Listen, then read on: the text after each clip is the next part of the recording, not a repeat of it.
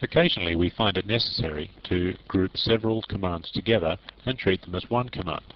Now, why might we want to do this? Well, consider first the various actions that may be applied to any given single Unix command. You might want to run that command in the background, using perhaps the ampersand sign. Or you might want to redirect the output of that command to a file or to another program using the greater than sign or the pipe symbol, and whatever else. There's a bunch of others.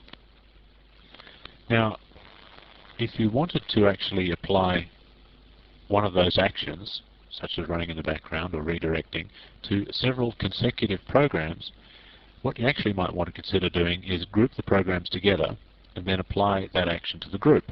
Let me show you an example of that.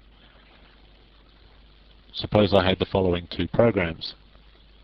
One is the echo program, just echoing out the words "the date is," and the second program is simply the date program, and I wanted the output from both of those programs to go to one file, called in this particular case output file. Then what I can do is enclose those two Unix commands inside round brackets or parentheses, and then that whole thing from the first open parentheses to the last closed parentheses can be considered to be a single command. And then of course you can do with that what you will. You can redirect the output somewhere else, or you can run that asynchronously in the background, or whatever. And you can put as many commands as you like inside the round brackets, and the same action will be applied to every single command. And I'll show you another example of that.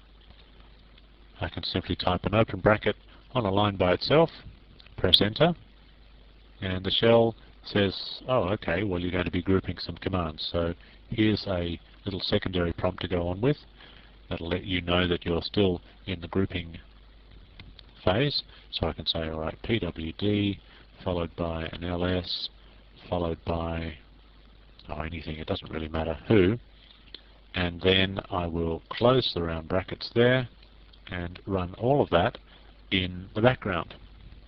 So let's have a look at that. Press enter, and well, it's difficult to actually determine that it did run in the background, but I promise you that it did. Notice that I do not get my shell prompt back. Well, I did actually get a shell prompt back, but it's now scrolled way off the screen, so I can no longer see it anymore. But if I press enter, I'll get another shell prompt showing me that that command is now done.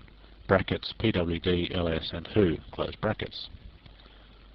So there's a handy little feature that you can take advantage of if you need to in shell programming, and the need does come up occasionally. It's good to know that it's there.